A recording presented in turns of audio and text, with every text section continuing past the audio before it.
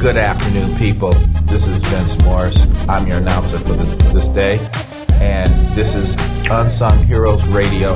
And today, I'm going to bring to light an unsung hero, drummer, musician, activist, in your face. He's going to be sharing with you his views, his opinions, his heart about the music business and the current state that it's in. Let me introduce to you Mr. Ron Morris. Say hi to the people out there in internet land, Mr. Ron Morris. I'm saying hi to everybody out there in internet land. How are you doing? I hope all's well. Peace. All right. So, for the first installment in Volume 1 of Unsung Hero, Mr. Morris, tell me, who is Ronrico Morris, and where are you from? Well, Ronrico Morris is an aspiring musician, and I'm from Ann Arbor, Michigan, originally, born and raised. Okay. And I have roots in Georgia because all our family is from there. And I'm a drummer, and I've worked with... well, before you go there, before you go into who you work with, tell me all. Now, you just play drums, or are you a percussionist, or all the instruments that you play? Okay, well, I play drums and I play a little percussion.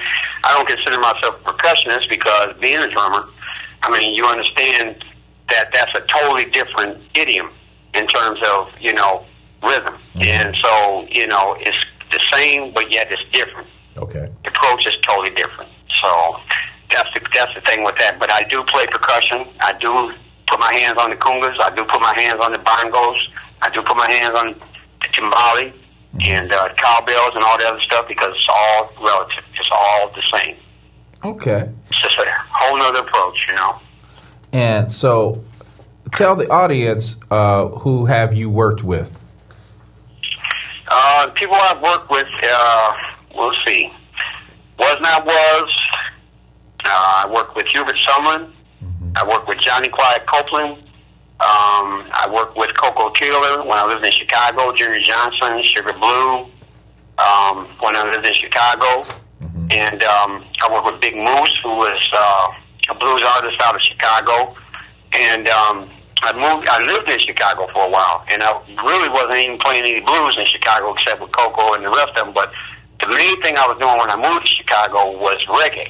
Okay. And I used to be one of the staff drummers at the Wild Hill Reggae Club, which is one of the premier reggae clubs in Chicago. Okay. Down by Wrigley Field. Mm-hmm. So of the genres of music, what would you say is your strongest musical genre that you play? Well, basically, a lot of what I do is based on funk and R&B. Mm-hmm. So I deal with a lot of,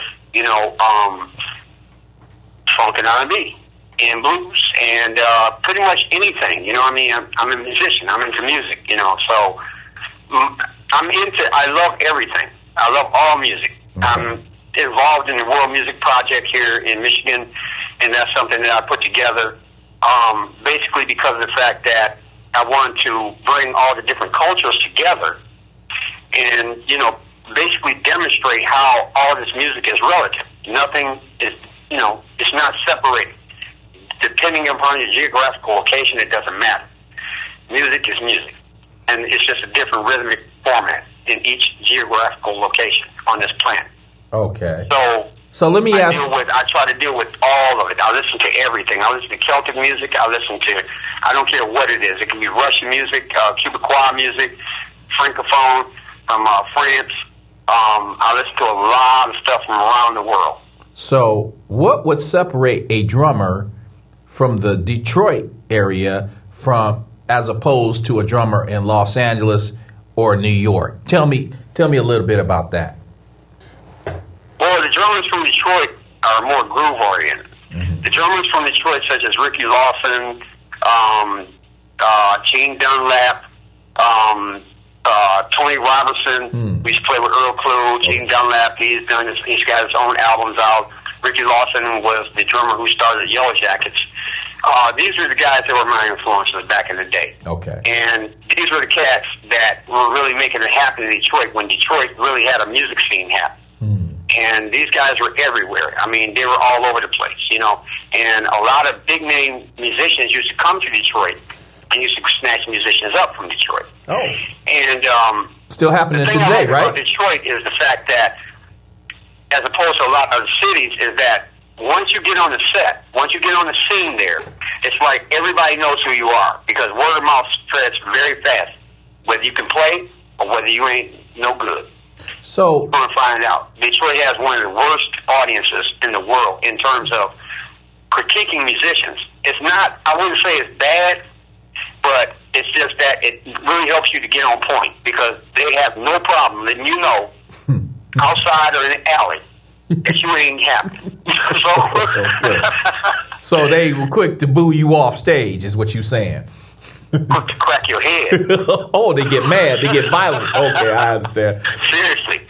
Wow. So let me ask you this. So if I'm a musician in Detroit, and let's say back in the 70s, how would I break into the music scene in Detroit? What would I have to do? What is the process? Well, in Detroit back then, in the 70s, the way to break into the scene there back then, in the 70s and the early 80s, was through the top 40 circuit. Okay. A lot of the great musicians that came out of Detroit, such as Ricky Lawson, Lamont Johnson, Brainstorm, P-Funk even, and I can even throw the Ohio Players in there.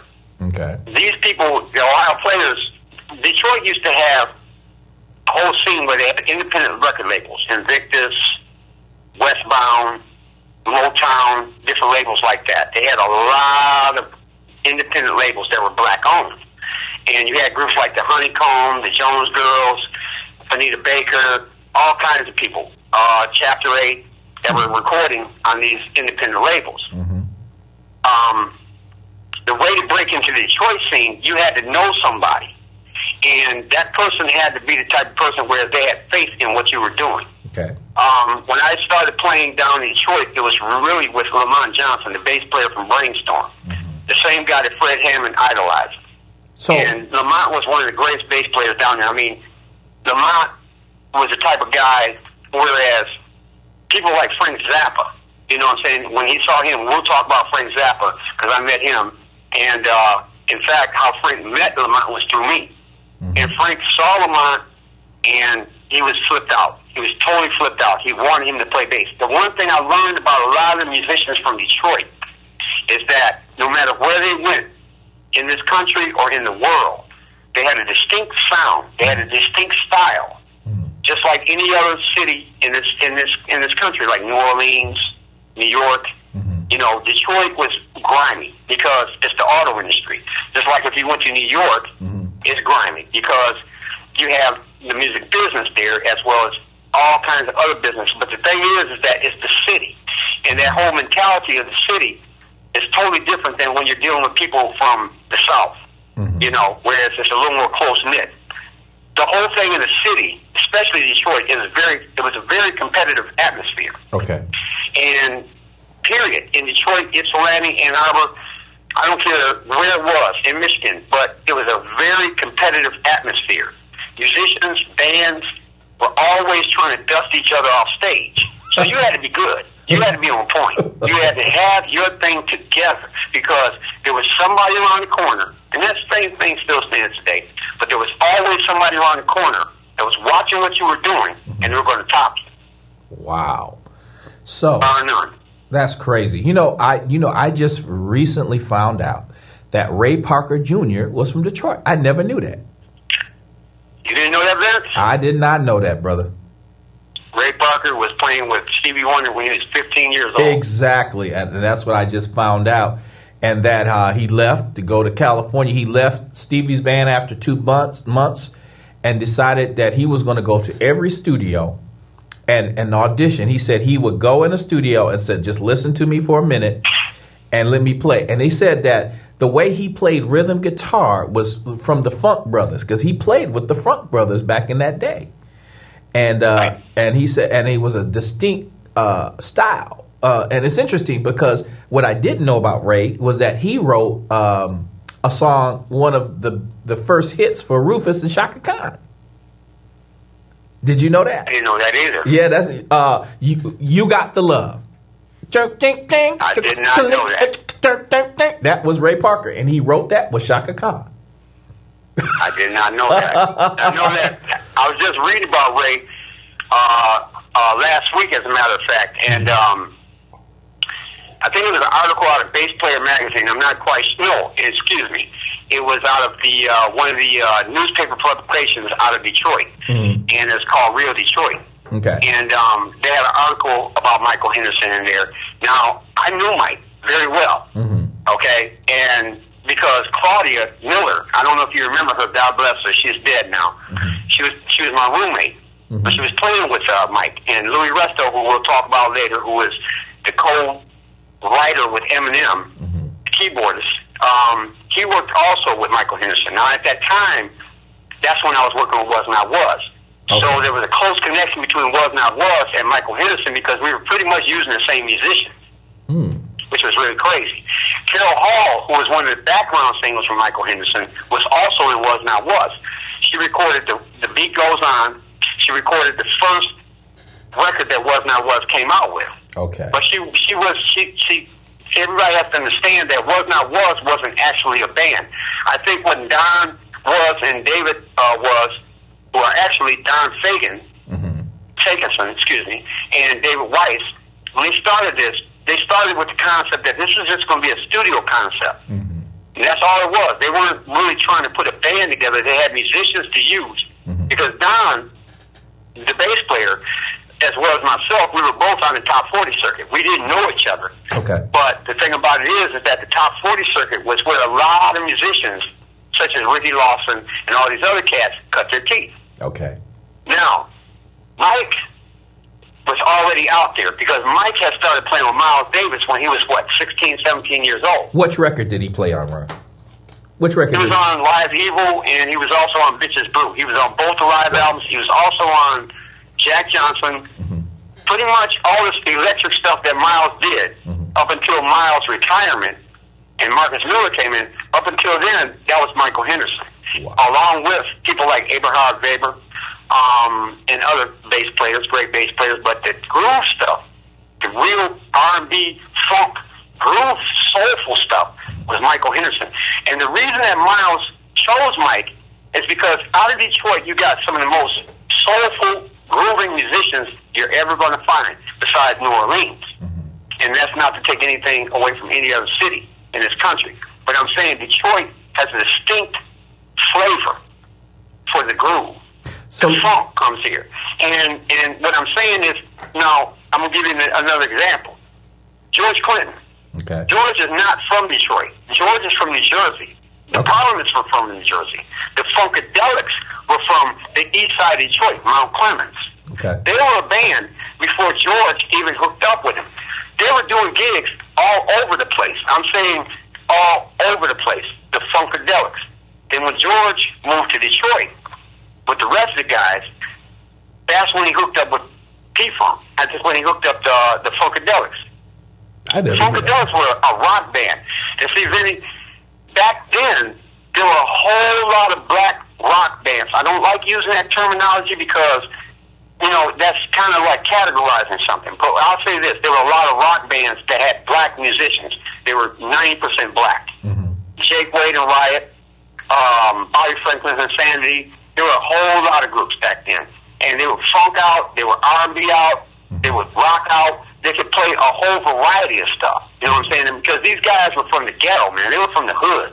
You know what I'm saying? So back then, and even when we were growing up, Vince, in our neighborhood, the west side of Ann Arbor, there were so many musicians in that area. And for me, it was horrible because almost everybody over there played drums. Okay. And they were good. And I wasn't. As I said, back then, when we were younger, it was a very competitive atmosphere. Not that it isn't now, but it was friendly competition. But the thing about it was that these guys were real serious about whatever it is what they were doing. Because when a person put a band together back then, it was do or die. This is our band. It's not like today, Vincent, where, you know, you can jump from one situation to another situation to another situation. Cats were more committed then.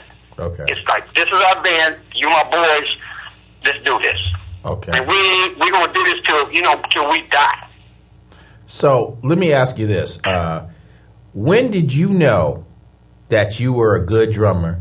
When was that date? Can you remember the time when you played and you said, you know what, I'm kind of good? When was that? When did you have that epiphany? Well, I'm going to tell you this. I don't really think there was a time when it came to the point where I felt that I was really good. What happened was this. I was at a club one night called Doug's Body Shop. Okay. And that's the club that Aretha Franklin recorded the video, Freeway of Love. Wow. The riding in the freeway, you know what I'm saying? Yeah. And the pink Cadillac, that whole thing. Now to Michael Walden, who's from Kalamazoo. We're going to talk about him later. Wow. He was the producer on that. Right. And as a matter of fact, I want to mention this to everybody. Now to Michael Walden, back in the day when he was young, was in a group called Mad Dog and the Pups, which was out of Detroit. Another funk group. Slash rock. But anyway, getting back to what I was saying, I was at the club one night, Doug's Body Shop. Huey Hitchcock, who we'll talk about also, was with me.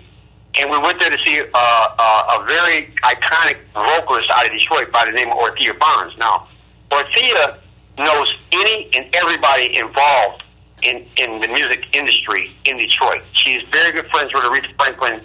She knows her dad. She knew her dad. Her family knew, their family.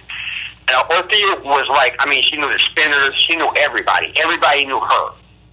She had a brother named J.J. Burns who was on the Motown label. He had one hit, and it was a big hit. And anyway, I went down there with Huey, and I sat in because the drummer that was playing with her, his name was Tony Robertson. He was playing with Earl Clue at that time also. He let me sit in. So I get up there, I get on the drums, and we're doing this Peeble Bryson song. Now, at that time, I was really into David Garibaldi and Tower of Power. What year was this? I get up there and I try to do... What year was this? Oh, God. Now, there you go. That was probably about 1970... I would say 1977. Okay. Somewhere around there. Okay.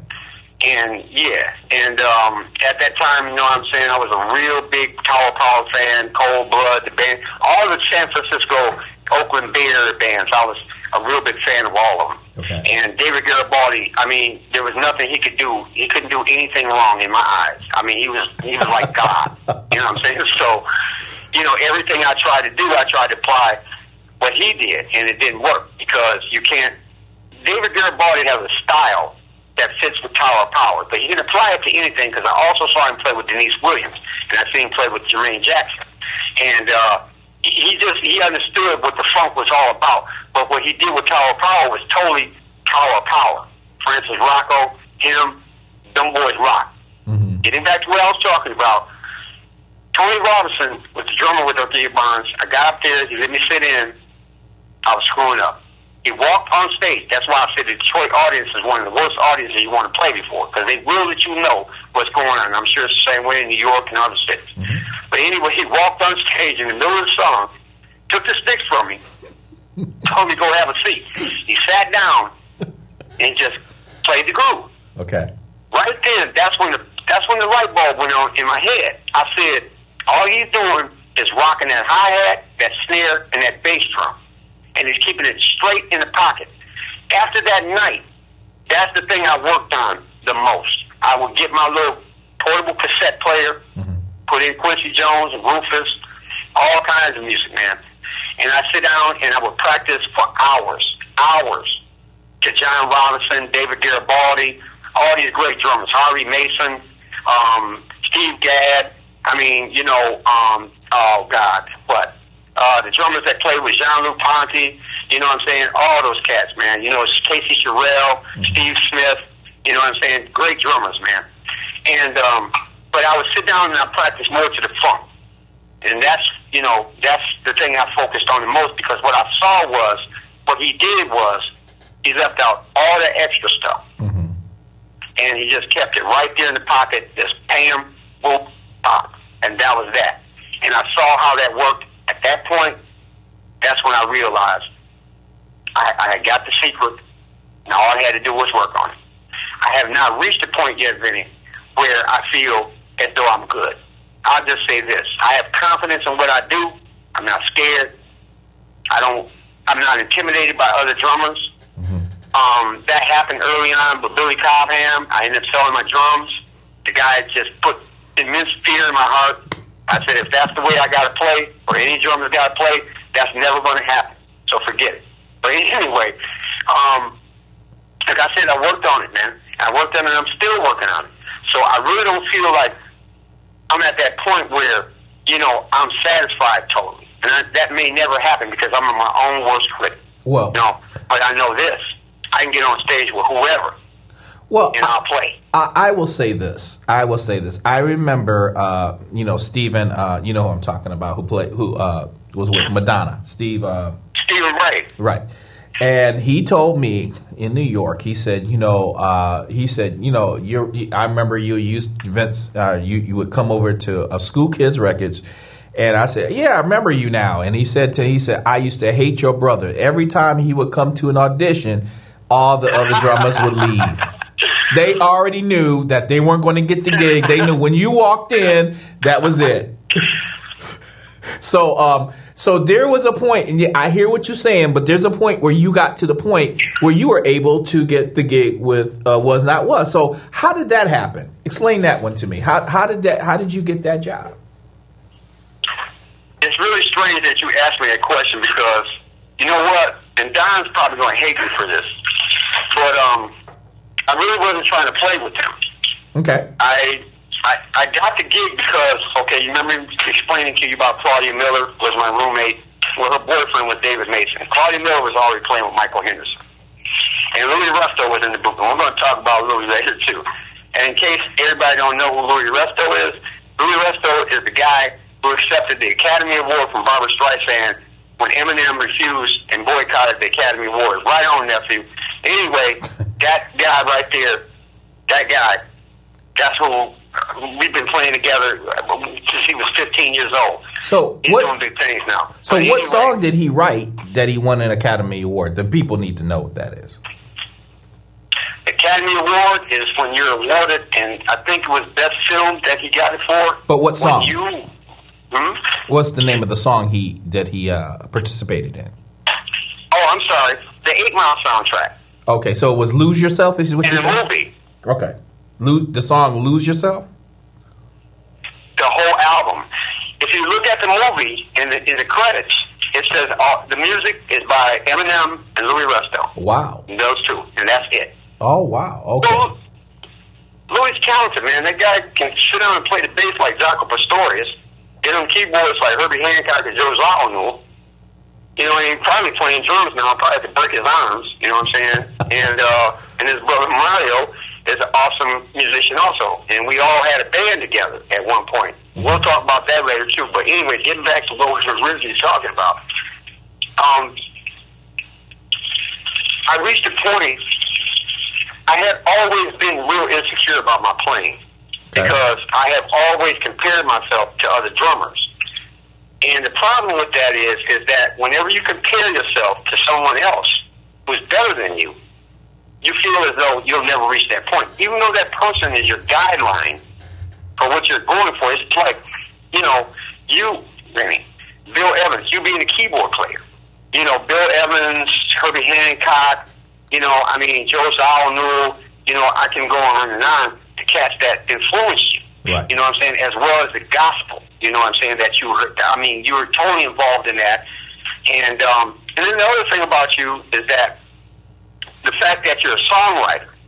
So it's like that whole concept of being a songwriter is hearing things a certain way and also being a keyboard player, but the idiom, the genre that you're into is not the same thing as Herbie Hancock or Joe Zawinul, but still it doesn't matter because what you're doing, you're applying that same concept to whatever it is that you're doing, whether it be pop, whether it be gospel, whatever it may be. You're still bringing those jazz elements, those jazz funk fusion elements, those fusion elements, all the elements that you got exposed to and baptized in, you're bringing all that to whatever it is that you do.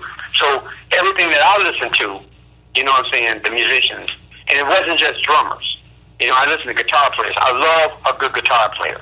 I love it. Okay. Eric Clapton, Stevie Ray Vaughan, Jimmy Lee Vaughan, Doyle Bramhall Jr., the second or whatever, Charlie Sexton. These are guys out of Texas. I love these cats, man. That's just the name of a few. But I'm really a frustrated guitar player who happens to play drums. So how'd you get the gig? At this point right now, I'm not there yet, but I'm almost there.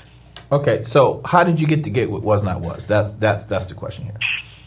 Okay, the gig with Was Not Was a suggestion from Dave Mason, who was the guitarist that I lived with at the time, and that was Carly Miller's boyfriend. Okay. And we had a band together. Okay. And he said to me, Was Not Was looking for a drummer, and I had heard the record on the radio, and the record that was on the radio at that time was called Woodward Squeaks, Now Comes the Freak. Say that one more time. I'm sorry. Say that one more time, slowly. Woodwork squeaks, and out comes the freaks. Okay, all right. Yeah, and this record was about actual people that, you know, Don and David knew or had met, you know, and they made a song about it, and it's pretty tripped out, you know what I'm saying? So, and when I first heard it, I couldn't relate to it. I'm gonna be honest about it. You know, Don might be mad at me, but you know what I'm saying? But I couldn't relate to it. And then Dave says to me, he says, Was Not Was is looking for a drummer. And I'm like, well, okay, whatever. So I go down with him, I audition.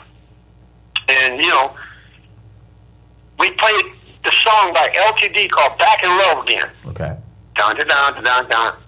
We played that song, man, for about a half hour. The same groove over and over and over again. Boom, ba-dum, ba-dum, boom. Don was trying to find that pocket to see if I had that pocket.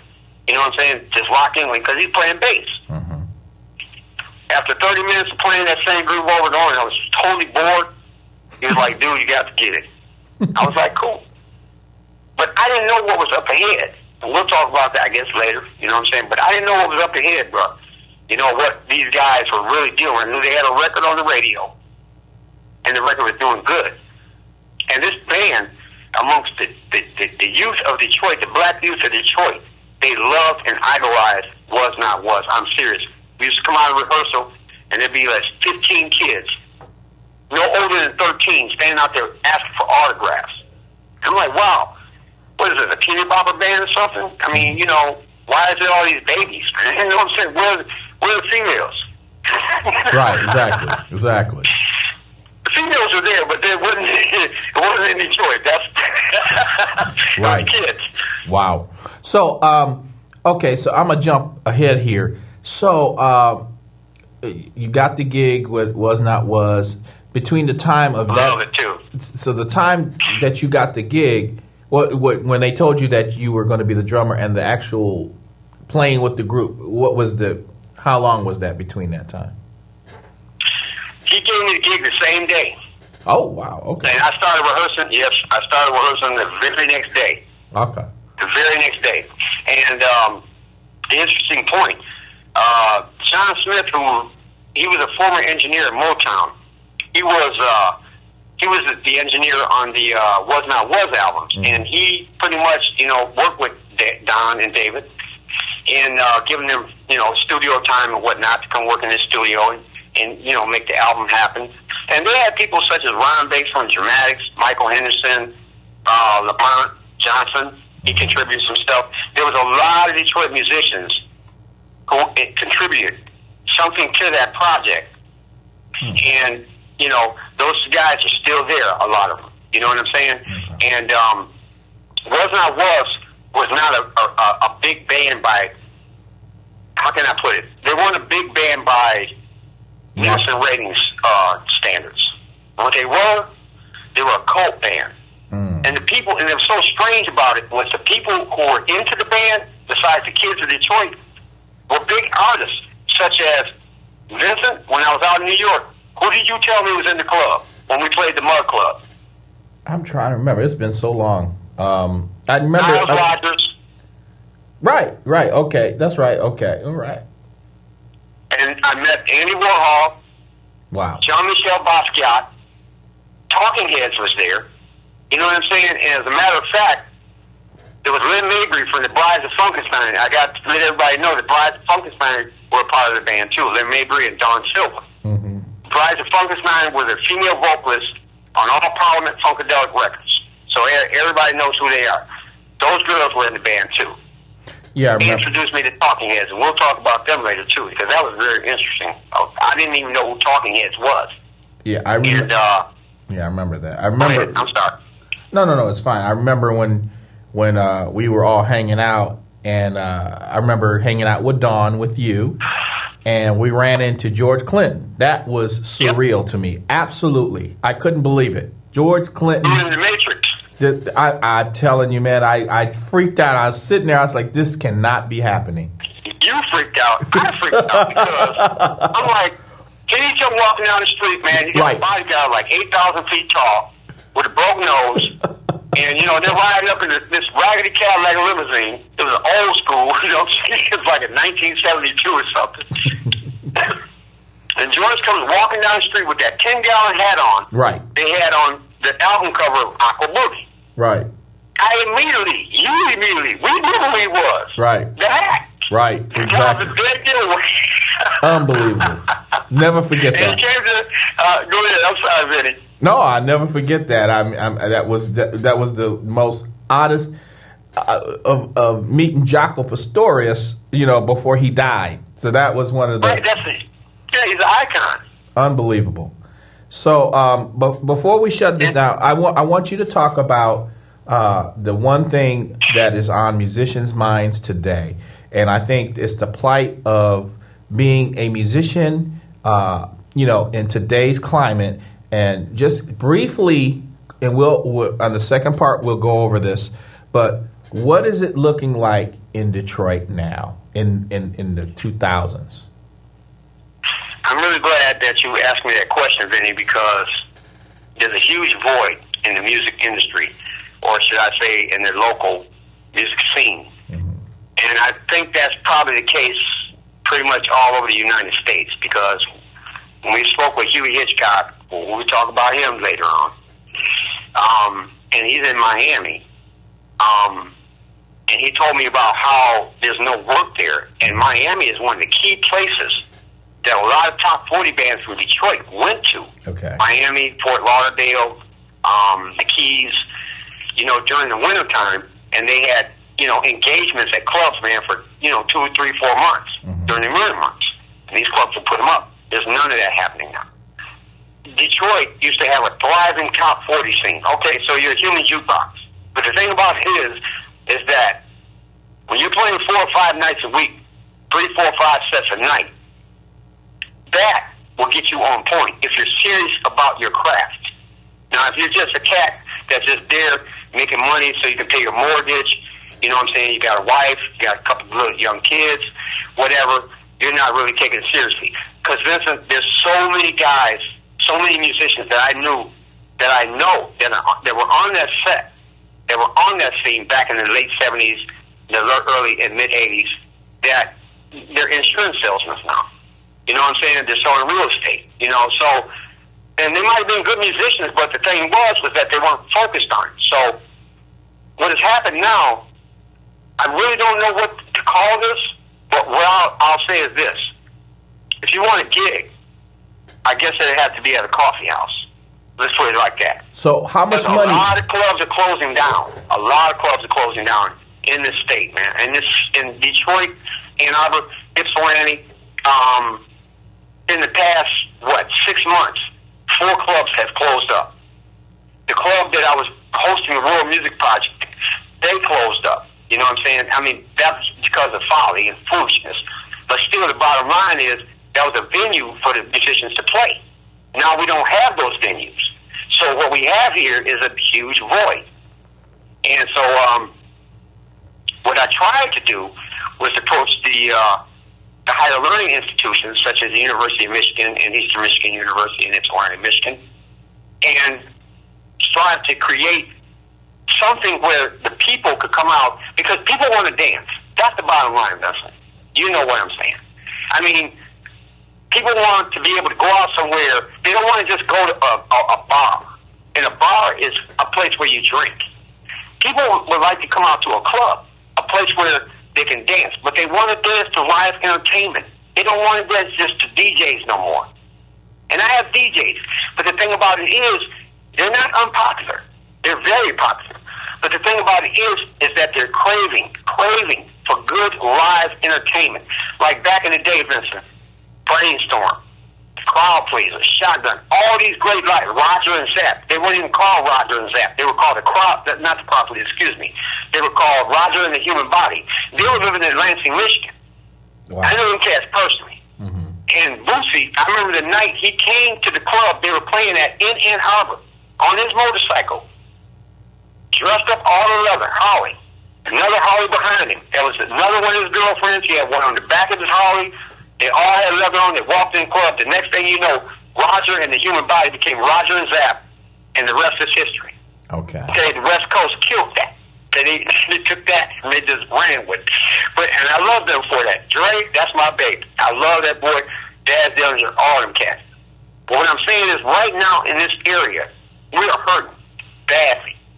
And what's needed here is a venue that features live music, but good live music. When I'm saying good live music, I'm talking about you're doing the funk, you're doing the go-go, you're doing a little this, you're doing a little that, you're doing the rock. You know what I'm saying? You might even have some Latin music in there. Because a band here in town here called Los Gatos, these guys are great. You heard Cal Jader. These guys, they got him down. And people love him. They love this band. And the DJ that I have working with me, El Sabor, Juan Patillo, he's a Latin DJ. This man, when he goes into a club, he always gets 300, 400, 500 people. People want to dance, Vincent, and they have nowhere to dance. Nowhere. You know what I'm saying? I mean, because the club owners have this kind of mentality. Okay, these kids just graduated high school, they're 19. You know, they might be good, they might suck. But the club owners are only concerned with selling alcohol. That's what they're concerned with, just putting somebody on stage. And those kids are hungry. And those kids are willing to go play for free, just like we did back when we were young. Right. That hasn't changed. So when you got kids that are good, that are willing to play for free, that's your competition right there. So now it goes to another level. Now you have to think outside the box, as we have talked about. You know what I'm saying? It's not about the venues no more. It's about something bigger. But the thing I would like to see is a musician on a venue that knows about music. And he's not just a businessman, but he's a musician. Right, okay. A real musician. And I tell you, if someone opened a club around here like that, Vincent, it would shut everything down. These people are starving for some good reggae, some good funk, some good this, whatever, rock. It doesn't matter. They're starving. Wow. They just want to dance. They just want to have a good time. They didn't want to just get drunk all night. Right. You know what I'm saying? Sit there, listen to a DJ all night, just get drunk and fall out, karaoke. That's the big thing here now, karaoke. Yeah, that's kind of that's the American Idol of pretty much the business now. You got all of these talent shows, and so all of these people are clamoring. They think that's their only break into the business, to the quick success, but they don't understand that they're going to be giving away a lot of their royalties and rights to be able to have that shot.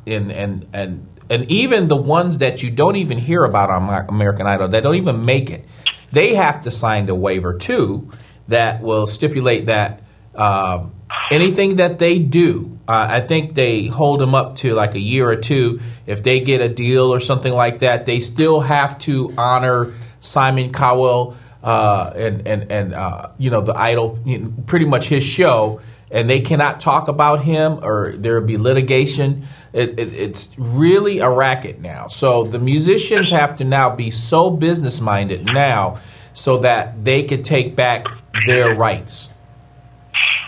Well, you know, Vincenzo, it's like you said. It's 99% business, 1% talent. And I'm going to tell you right... Nothing to do with the talent. It's all about business. And, you know, it's always been that way. It's always been that way. It's never been a point where, ever since the first musician made the first record and the first producer found a way to be able to make money, and they found a way to distribute the record, and they found we can make money from this.